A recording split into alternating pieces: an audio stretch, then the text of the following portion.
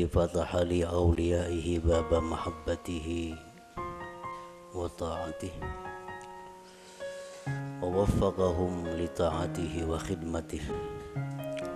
أشهد أن لا إله إلا الله وحده لا شريك له في ألوهيته وربوبيته، وأشهد أن سيدنا محمدا عبده ورسوله خير خلقه. اللهم صل وسلم وبارك على سيدنا ومولانا محمد خير خلقه وعلى آله وأصحابه وأزواجه وذريته وأتباعه. Amma ba'd. Yang kita hormati dan kita cintai para habaib dan para alim ulama, para muhibbin, hadirin hadirat rahimakumullah. Pertama-tama kita panjatkan puji dan syukur yang setinggi-tingginya kehadiran Allah Subhanahu wa ta'ala yang mengumpulkan kita di tempat ini untuk berzikir, mengingat Allah dan mengucapkan kalimah-kalimah thayyibah lainnya. Kita berharap kepada Allah agar di dunia ini selalu dikumpulkan dalam kebaikan dan takwa, dan di akhirat nanti dikumpulkan bersama-sama dengan junjungan kita Rasulullah sallallahu alaihi wasallam. Salawat dan salam kita haturkan kepada junjungan kita Nabi besar Muhammad sallallahu alaihi wasallam dan kepada seluruh keluarga, para sahabat, zuriat dan pengikut beliau sampai hari akhir nanti. Para muhibbin rahimakumullah, sebelum kita membaca kitab Al-Hikam, terlebih dahulu kita mengenal bahwa kitab Al-Hikam ini dikarang atau disusun oleh seorang waliullah, yaitu Ahmad bin Muhammad bin Abdul Karim bin Abdurrahman bin Abdullah bin Ahmad bin Isa bin Husain ibni Athaillah,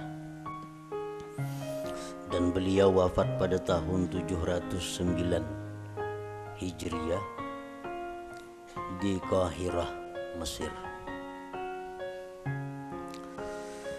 Kemudian kitab Al-Hikam ini merupakan salah satu daripada yang beliau karang. Hikam itu adalah kalimat jamak yang artinya kumpulan daripada hikmah.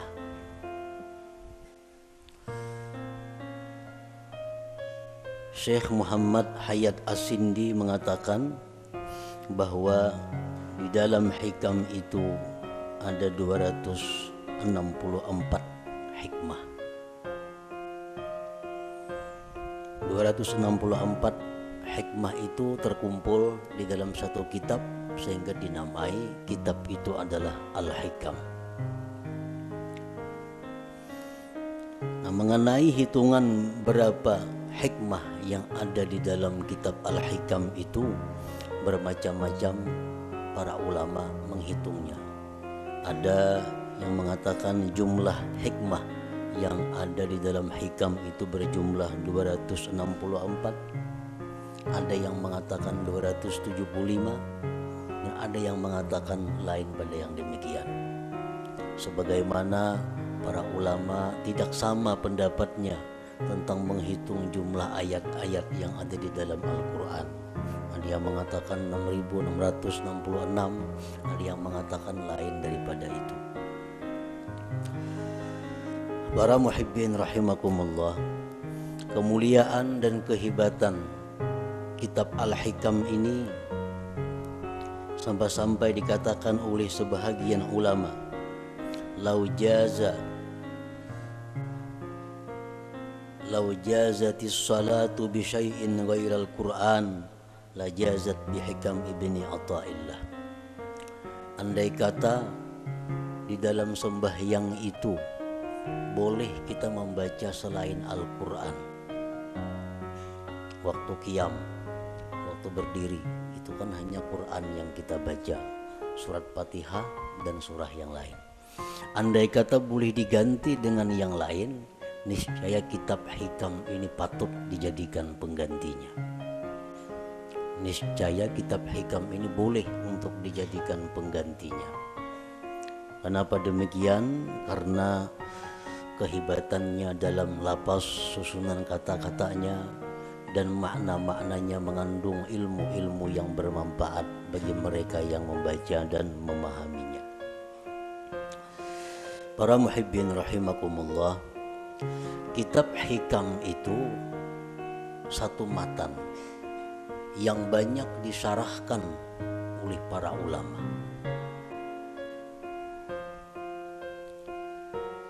Berpuluh-puluh macam kitab syarah hikam. Intinya adalah menguraikan seluas-luasnya apa yang terkandung di dalam hikmah per hikmah yang ada di dalam kitab hikam itu. Nah, oleh karena itu, di dalam kesempatan kita membaca kitab hikam ini, ulun kadang mengambil kepada satu kitab syarah hikam tertentu. Jadi artinya kita membaca matannya, kemudian kita ambil dari beberapa syarah-syarah yang ada yang telah dikarang oleh para ulama itu. Para muhibbin rahimakumullah, al-hikmatul ula, hikmah yang pertama di dalam kitab hikam, min alamatil i'timad 'alal amal nuqsanur raja inda wujudiz zalal.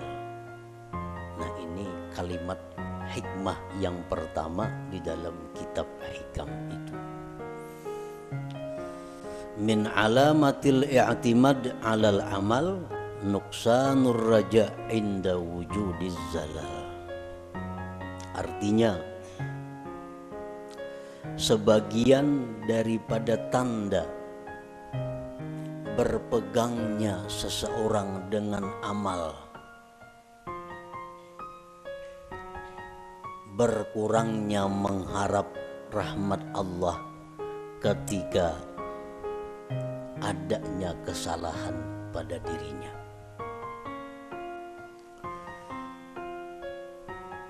Apabila kita melakukan satu dosa, apabila kita ketinggalan satu wirid yang rutin, nah kemudian kita merasa jauh dari rahmat Allah,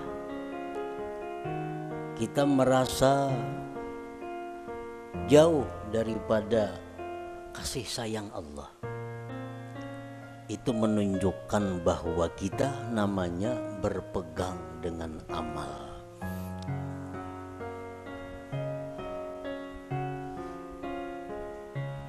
Orang-orang yang mulia, orang-orang yang sudah mengenal lebih jauh tentang Allah Subhanahu wa ta'ala, dalam keadaan apapun mereka itu tidak berkurang harapnya kepada Allah. Baik mereka dalam melakukan taat atau mereka sedang diuji dengan kemaksiatan, harap mereka kepada Allah tetap sama. Kenapa sebabnya? Karena mereka tidak berpegang kepada amal. Mereka itu berpegang kepada rahmat Allah, berpegang kepada anugerah Allah Subhanahu wa ta'ala. Para muhibbin rahimakumullah, amal itu artinya adalah harakatul jismi awil qalbi. Itu ngarannya amal. Gerak tubuh, gerak jasad atau hati.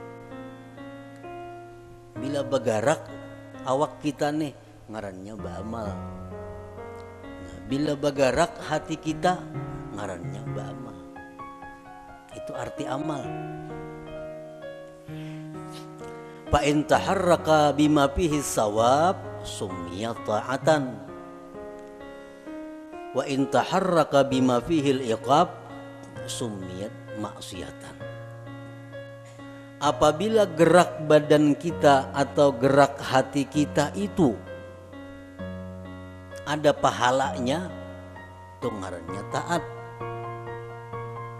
Apabila gerak badan atau hati kita itu mengakibatkan kita disiksa, ngarannya maksiat. Jadi maksiat itu beramal juga. Kuat badan itu beramal jar. Orangnya penjudi. Kawah jadi padahal pak amalnya. Karena amal itu artinya gerak badan atau gerak hati. Bila bapahala ngarannya taat, bila maksiat ngaran, bilanya disiksa ngarannya maksiat. Itu arti amal. Para muhibbin rahimakumullah. Kemudian yang kita fokuskan perhatian kita adalah amal yang mendatangkan sawab, pahala atau taat. Kita tinggalkan amal yang mendatangkan siksa, yaitu maksiat. Nah, amal taat ini ada 3. Amal taat itu ada 3. Pertama ada amal syariat. Yang kedua ada amal tarikat.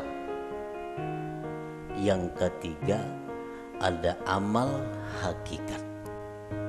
Ini ketiga-tiganya adalah taat. Ketiga-tiganya adalah taat.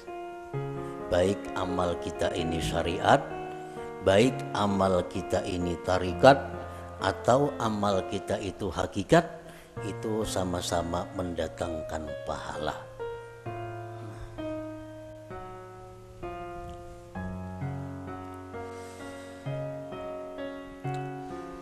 Amal syariat untuk apa? Para ulama tasawuf mengatakan amal syariat itu gunanya li islahil jawarih, untuk membaguskan anggota tubuh kita. Membaguskan mata, membaguskan telinga, membaguskan mulut, membaguskan tangan, membaguskan kaki. Itu disebut adalah amal syariat. Kayak apa mata supaya bagus? Jangan memandang yang diharamkan Allah. Kayak apa mulut nang bagus? Jangan berkata-kata yang dilarang Allah.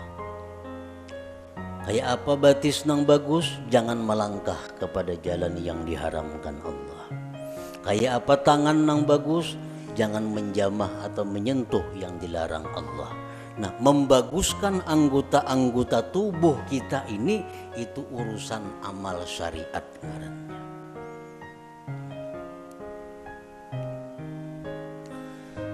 Wa amalut tariqah li islahil qulub. Sedangkan amal tarikat itu untuk membaguskan hati.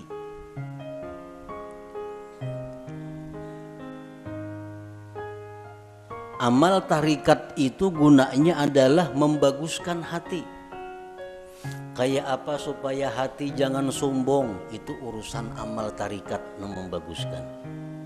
Kayak apa hati supaya jangan ria, itu amal tarikat yang membaguskan. Kayak apa hati supaya jangan dengki, itu urusan amal tarikat yang mengurusnya. Nah, jadi amal tarikat itu adalah gunanya untuk membaguskan hati.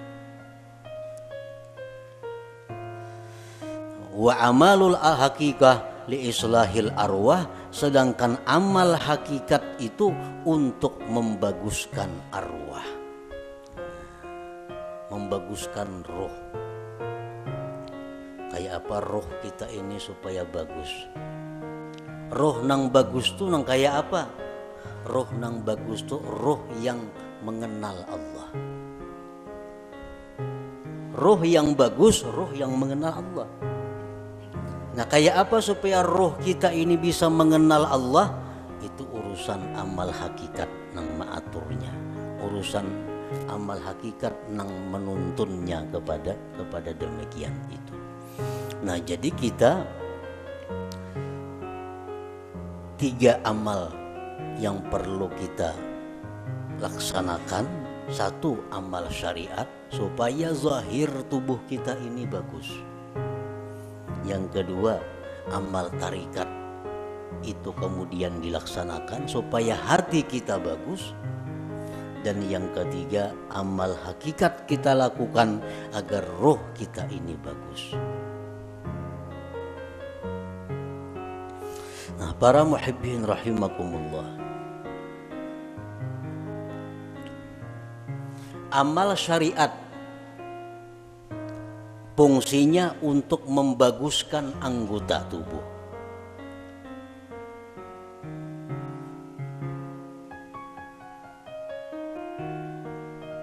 Amal syariat fungsinya untuk membaguskan anggota tubuh.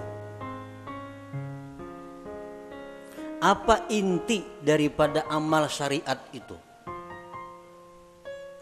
Amal syariat itu saling banyakan. Tetapi kembali kepada 3 pokok. 3 pokok inilah yang disebut dengan amal syariat. Pertama, tobat. Nah, pertama tobat. Yang kedua, takwa. Yang ketiga, istiqamah. Nah, ini seluruh amal syariat kembali kepada 3 ini. Tobat, kemudian takwa, kemudian istiqamah. Nah, tobat artinya apa? Membersihkan diri daripada yang kotor-kotor, membersihkan diri daripada maksiat-maksiat. Itu tobat. Mandi itu tobat karena imbah mandi hanyar dipakaiani. Nah, dipakaiani betapi, babaju, bakupia, bermacam-macam pakaian. Nah, itu adalah takwa. Nah, kayak apa supaya jangan lepas pakaian itu dari kita? Ngarannya istiqamah. Membanu beselawar, membanu betilanjang tuh ada istiqamah ngarannya. Istiqamah ini selalu berpakaian. Artinya apa? Selalu menjunjung perintah Allah, menjauhi yang dilarang Allah dalam keadaan apapun. Itu istiqamah. Dalam keadaan susah, rajin ibadah. Dalam keadaan kaya, rajin ibadah. Dalam keadaan sakit, rajin ibadah. Dalam keadaan sihat, rajin ibadah. Dalam keadaan apapun ibadah kada tertinggal. Ini ngarannya istiqamah. Nah, 3 hal itu urusan amal syariat.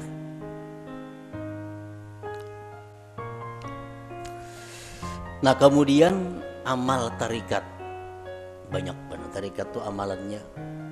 Tetapi intinya kembali kepada 3.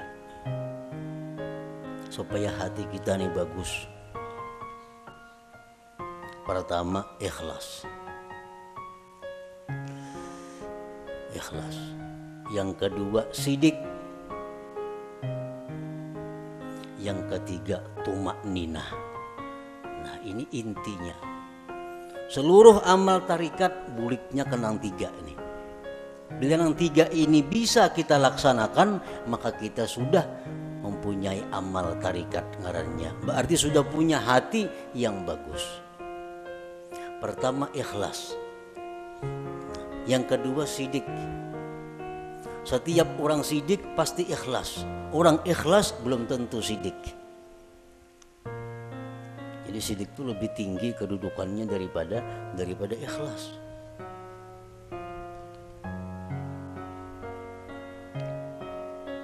Orang sembahyang itu bisa ikhlas, belum tentu sidik. Belum tentu sidik. Buktinya apa? Belum tentu sidik. Seringkali kita mengucap dalam sembahyang itu Bismillahirrahmanirrahim, mulut kita, tapi hati kita di manakah? Hati kita di rumah. Itu kada jujur orangnya. Kalau orang yang jujur, mulutnya Bismillahirrahmanirrahim, hatinya Bismillahirrahmanirrahim.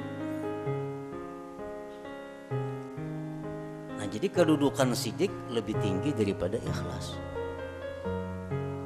Nah, yang ketiga tumakninah. Tumakninah itu artinya tentramnya hati dengan Allah. Tentramnya inya tuh lawan Allah, nang tentram. Lawan keluarga, anak, bini, laki, duit, harta, kekayaan, pangkat itu kadang membuat inya tentram. Tapi begitu mengingat Allah, hatinya tentram. Nah, ini tumakninah. Ini urusan tarikat. Urusan tarikat. Jadi kalau orang sudah lulus dalam tarikat itu pasti tentram dengan Allah. Alladzina amanu wa tatma'innu qulubuhum bi dzikrillah, ala bi dzikrillah tatma'innul qulub. Ini untuk orang tarikat.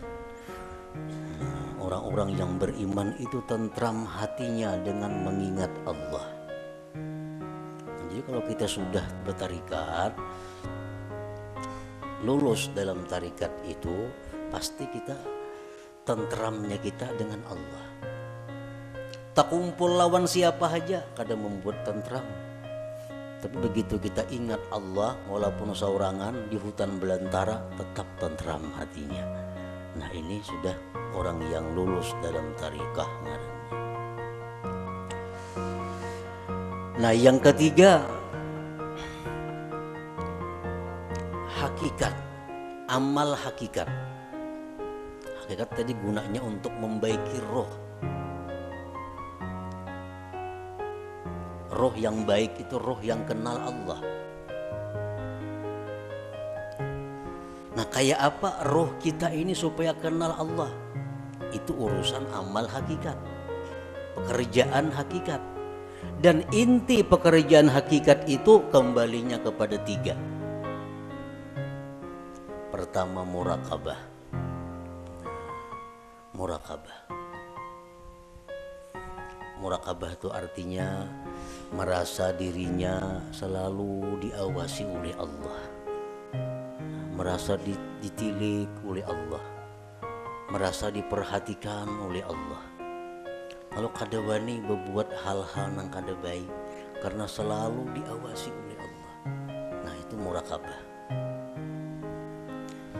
Bila orang tuh kawak nangka itu merasa diri diawasi oleh Allah, siang malam di kamar, di rumah, di pasar, di kantor, di hutan, di perumahan, merasa selalu diawasi Allah, maka orang ini akan diberi Allah musyahadah. Nah, musyahadah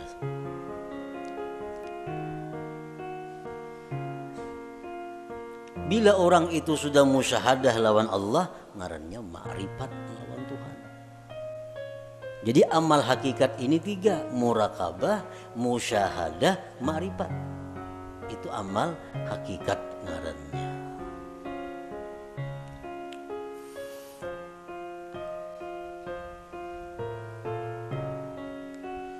Wa'budillah ka'annaka tarah. Beribadahlah kamu kepada Allah seolah-olah engkau itu melihat Allah. Nah, itu musyahadah. Beribadahlah engkau melihat Allah.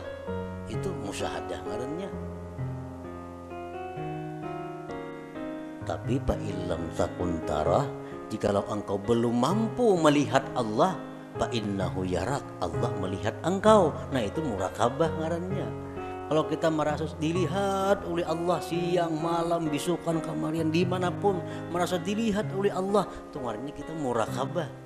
Satu saat kalau kita terus menerus demikian, kita akan musyahadah. Kita akan musyahadah. Bila musyahadah itu diberi ma'rifat ujung-ujungnya. Nah, amal hakikat itu tiga macam: murakabah, musyahadah, ma'rifah. Nah, para muhibbin rahimakumullah, jadi amal ada 3. Amal syariat, yang pertama kita laksanakan amal syariat, tobat, takwa, istiqamah. Supaya apa? Zahir tubuh kita bagus. Yang kedua, amal tarikat, supaya hati kita baik. Dengan apa? Ikhlas, jujur, tumakninah, tentram dengan Allah. Yang ketiga, amal hakikat, supaya roh kita ini baik. Murakabah, musyahadah, ma'rifat. Para ulama sufi mengatakan la yasihul intiqal ila maqamin hatta yuhaqqika ma qablah. Tidak sah seseorang itu berpindah ke suatu makam, ke suatu amal, ke suatu perbuatan sebelum memantapkan sebelumnya. Sebelum mantap nang pertama jangan berpindah. Nang pertama apa tugas kita? Syariat, amal syariat. Nah, jangan hendak masuk ke amal tarikat amun ini belum mantap.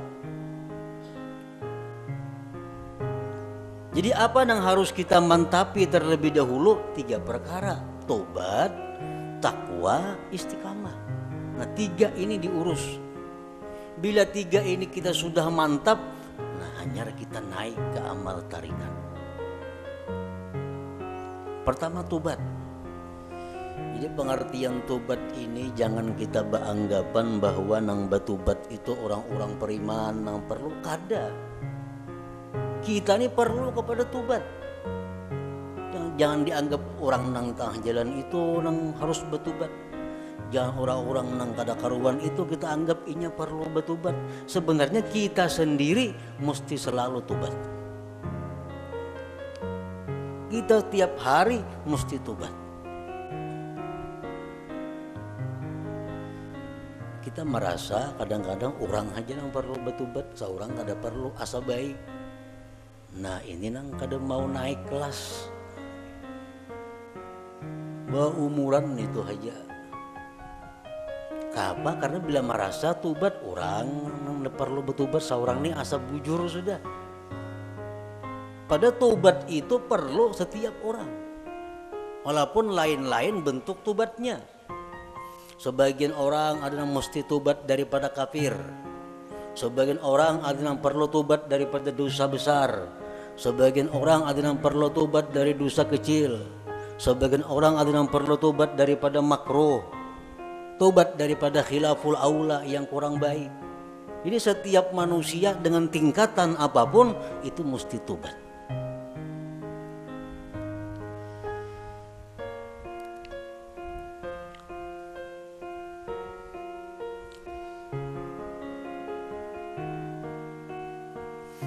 Kita sudahlah bertobat, sudah.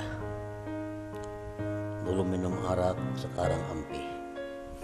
Dulu penjudi, sekarang ampi. Tobat. Dulu ketujuh riba, sekarang ampi. Tobat. Dahulu suka zina, sekarang ampi, sudah tobat. Nah, cuma tahukah kita tobat kita itu diterima atau kada? Karena orang nang ampe itu belum tentu diterima.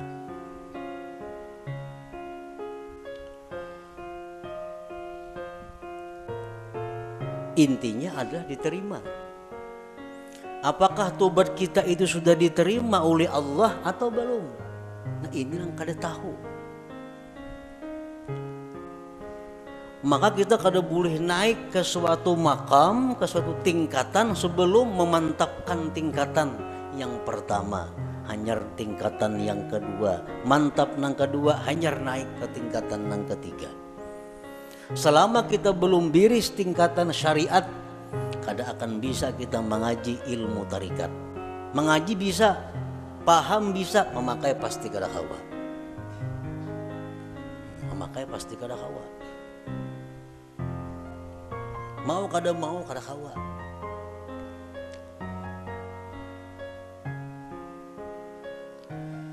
tarikat belum biris, belum matang, belum selesai, kada akan bisa naik kepada hakikat. Maka dengan hakikat itulah kita bisa dapat kepada ma'rifat. Jadi diibaratkan itu ma'rifat itu satu mutiara. Mutiara, andaknya mutiara itu di dalam ruangan nang halus, muat awak. Ruangannya muat awak. Ruangan nang halus ini andaknya di sebuah kamar. Nah, kamar awak jorong boleh membaandang. Dan kamar itu andaknya dalam sebuah rumah. Nah, rumah ini mau naik sepeda motor kau aja ke rumah. Nah, jadi kita kada bisa masuk ke rumah kalau kita masih banyak bawaan. Ada kawan. Kalau kita masih banyak bawaan kita ini masih berinting, sering banyakan bawaan. Kalau kita bakajal ke rumah, kada kawa. Buangi nang kada perlu supaya kita kawa masuk ke rumah. Motor ditinggal, nang mana diisi motor, toko ditinggal. Kalau mangkut toko ke rumah, kada kawa. Kios ditinggal, kabun ditinggal, kada muat rumah. Nah, jadi nang kau masuk ke rumah hanya barang-barang tertentu. Ya, artinya apa? Syariat itu laksana rumah. Begitu kita masuk syariat, banyak nang kita tinggalkan. Riba tinggalkan, permainan tinggalkan, zina tinggalkan, semua aja tinggalkan. Kalau tuh kita masuk ke rumah. Sepeda motor kalau dibawa ke rumah, sepeda kalau dibawa ke rumah. Begitu kita hendak masuk kamar, ngalih ambo sepeda motor ke kamar, ngalih bawa kendaraan ke kamar itu. Pas ditinggal di luar kamar, bakal karasan kada kawa bahanjuran. Nah, sama halnya kita ini kalau hendak masuk kepada tarikat, buangi gawian-gawian yang lain-lain supaya kita muat bandak di situ. Hendak masuk pulang ke hakikat, halus kamarnya muat awak. Jam tangan gin dipacul kada kawa. Kacamata santuk pacul juga. Muat beti lanjang aja kawa lagi. Nah, hanyar kawa kita masuk ke kamar nah halus tuh untuk mengambil yang berharga yaitu mutiara atau ma'rifat. Nah, itu artinya kita kada kawa melangkah ke situ kalau sebelum matang nang pertama. Nah, syariat ini nang dibiriskan terlebih dahulu. Cara kita berjual beli, cara kita bergaul, cara kita makan, cara kita berpandir, cara kita berpakaian sesuaikan dengan syariat. Bila kada sesuai lawan syariat, hendak ke hakikat kada bisa. Jamin kada bisa. Napanya bisa? Pandirnya aja. Pandirnya aja bisa. Praktiknya kada bisa. Itu sudah hukum, ketentuan. Syariat kada mantap, kada kawan naik ke tarikat. Tarikat kada mantap, kada kawan naik ke hakikat. Nah, jadi fokus kita ini adalah membaguskan dahulu syariat kita. Kayak apa membaguskan syariat? Tobat. Nang ketujuh menggibah, tobat. Nang ketujuh riba, tobat. Nang ketujuh memakai pakaian haram, tobat. Imbah kita tobat itu perlu diteliti, perlu dipikirkan. Tobatku ini diterima juga kah? Kada kah? Selama kita belum ada ketentuan tobat ini diterima atau kada diterima, hati kita masih kada nyaman, hati kita masih kada tentram karena belum ada kepastian tobat atau kada tobat. Takwa, kemudian ibadah, sembahyang, puasa, segala macam. Istiqamah terus menerus seperti itu. Bila 3 macam ini kawa, nah ayo ya naik kita ke amal apa? Ke amal tarikat. kita wajib mengusahakan syaratul kabul.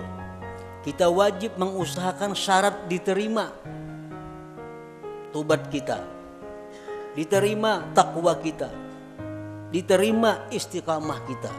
Itu kita wajib mengusahakan persyaratannya supaya ini diterima oleh Allah. Sembahyang contohnya, kayak apa sembahyang itu supaya diterima oleh Allah? Ada syarat-syaratnya. Yang pertama, supaya sembahyang itu diterima oleh Allah, syaratnya adalah ilmu. Kullu man bighairi ilmin ya'malu amaluhu mardudatun la tuqbalu. Tiap-tiap orang yang bekerja beramal tanpa ilmu ditolak, tidak diterima. Jadi sembahyang kita ambil contoh amal syariat sembahyang contohnya, supaya sembahyang ini diterima Allah kayak apa? Satu, punya ilmu, belajar bujur-bujur sembahyang tuh, rukuk kayak apa, sujud kayak apa, amun masbuk kayak apa, kada salat membaca Fatihah kayak apa caranya. Nah, bujur-bujur belajar sembahyang supaya sembahyang kita diterima. Yang kedua, supaya diterima sembahyang itu ikhlas.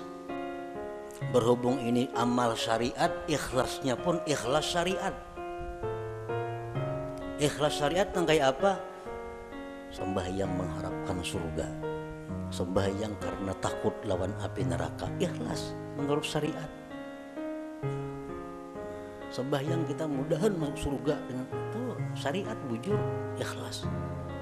Kenapa sembahyang? Takutan kalau pindah ke neraka mati, itu ikhlas dalam syariat. Jangan ada tujuan lain sembahyang. Contoh, kita ambil contoh sembahyang supaya dipuji orang, supaya dihormati orang, dimuliakan orang. Jangan ada sedikit pun dalam hati demikian. Ikhlas. Yang ketiga, syaratnya diterima itu sembahyang atau amal-amal ibadah lainnya, muwafaqatus syurut wal arkan wal adab. Sembahyang kita ini sesuai syarat, penuhi syarat-syaratnya apa, rukun-rukunnya apa, adabnya apa. Orang nak sembahyang mesti berwudu, suci daripada hadas najis, menutup aurat, menghadap kiblat, masuk waktu. Penuhi, bersihin najis, sucikan hadas dengan wudu, tutup aurat, tunggu waktu sembahyang, bila masuk hanyar sembahyang. Nah, itu syaratnya sudah biris. Syaratnya biris, rukunnya, rukun sembahyang. Ruku kayak apa, bacaan Fatihahnya kayak apa, sujudnya kayak apa, sesuaikan dengan aturan. Embah itu pulang adab. Walaupun sembahyang ini syaratnya cukup, rukun cukup, tapi kada beradab, itu bisa kada diterima.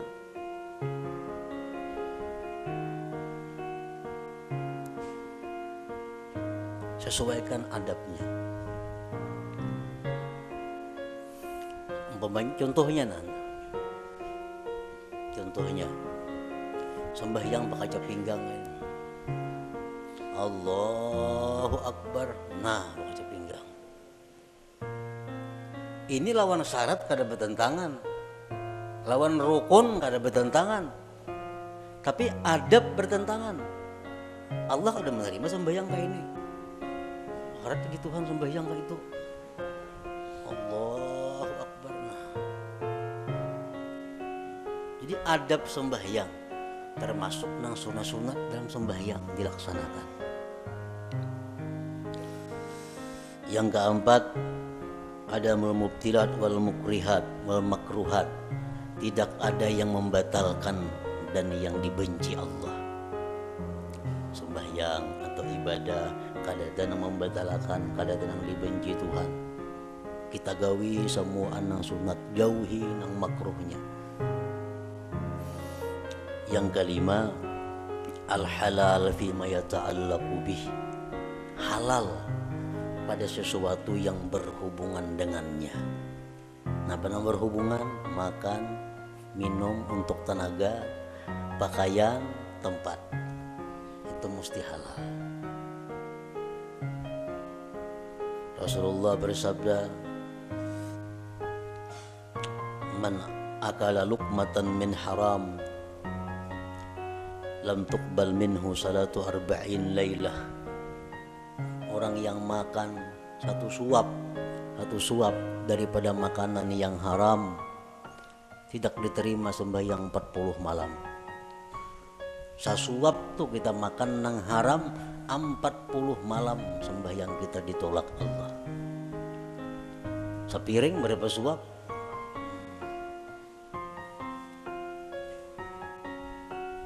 Nah, ini urusan amal syariat.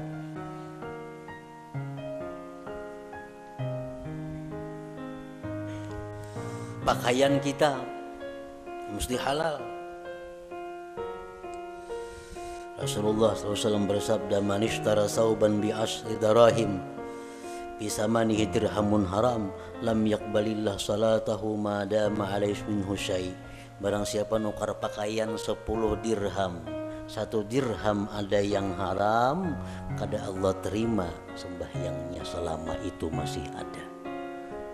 Nah, jadi kalau amal syariat ini kita biriskan dan kita usahakan syarat diterima oleh Allah, nah hanya kita melangkah ke amal hak tarikah, hanya ke amal tarikah. Para muhibbin rahimakumullah, Imam Ahmad ibnu Athaillah tadi mengatakan,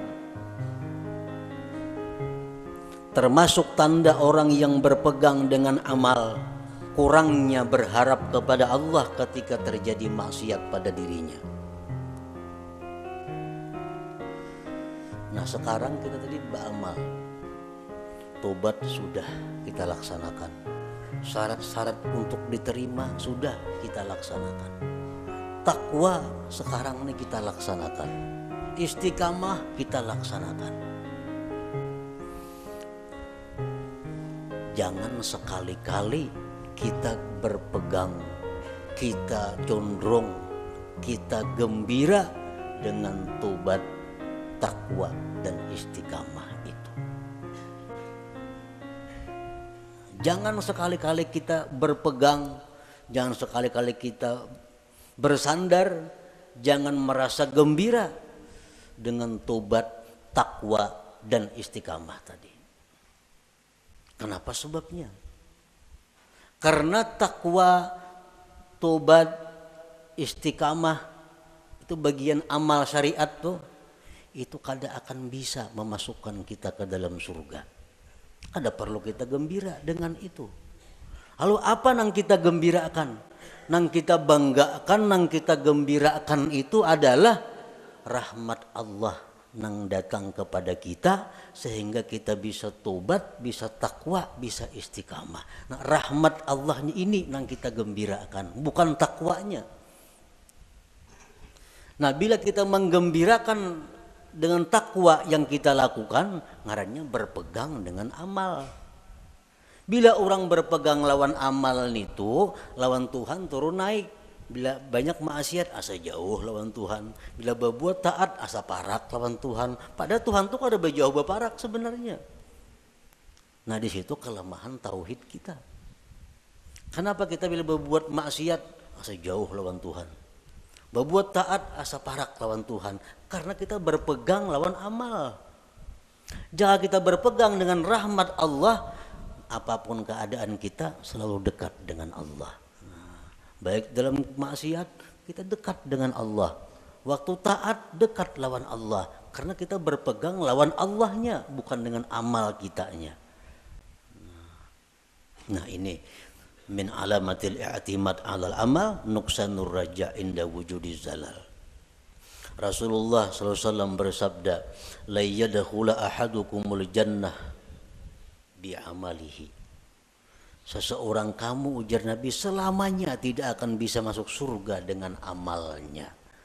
Nah, buat apa kita berpegang lawan amal? Buat apa kita gembira dengan tobat, gembira dengan takwa, gembira dengan sembahyang? Nah, apa gembira akan? Itu kadang membawa ke surga, ujar Nabi kita. Qalu wala anta ya Rasulullah, qala wala ana. Aku pun ya Nabi, amalku kada bisa masukkan aku ke surga. Illa ayyataghammadani Allah birahmatih, kecuali Allah yang meliputkan aku dengan rahmatnya. Nah rahmatnya ini yang kita gembirakan. Oh kita gembira, kita suka tobat sebab Allah memberikan rahmat kepada aku. Bukan dengan tobatnya kita gembira, tapi dengan rahmat yang diberikan Allah kepada kita. Nah itu yang kita pegang. Bila kita memegang rahmat Allah, kita kada akan berubah dengan Allah dalam keadaan taat atau dalam keadaan maksiat. Nah inilah inti daripada yang dimaksud dalam hikmah yang pertama Imam Ahmad Ibnu Athaillah, min alamatil i'timad alal amal nuqsanur raja inda wujudiz zalal. Tanda orang yang berpegang dengan amal, kurang berharap, rasa jauh bila mana dia maksiat kepada Allah, padahal kada boleh itu. Jadi kita dalam taat dekat dengan Tuhan. Kita waktu maksiat pun jangan merasa jauh lawan Tuhan, tetap dekat dengan Tuhan. Karena maksiat taat itu adalah bagian daripada amal. Amal kada perlu kita pegang. Yang kita pegang adalah Allah, rahmatnya dan anugerahnya. Nah kemudian sesudah itu al-hikmatus saniyah, hikmah yang kedua daripada Imam Ahmad Ibnu Athaillah, iradatuka tajrid ma'a ikamatillah iyyaka bil asbab minasyahwatil khafiyah wa iradatukal asbab ma'a ikamatillah iyyaka bit tajrid inhitatun anil himmatil aliyah.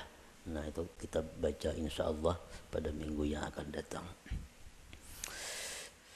لحضرة النبي صلى الله عليه وسلم الفاتحة. أعوذ بالله من الشيطان الرجيم. بسم الله الرحمن الرحيم. مالك يوم الدين. إياك نعبد وإياك نستعين. اهدنا الصراط المستقيم. يا الله بها يا الله بها يا الله بحسن الخاتمة يا الله بها يا الله بها يا الله بحسن الخاتمة يا الله بها يا الله بها يا الله بحسن الخاتمة فيا أيها الراجون منه شفاعة صلوا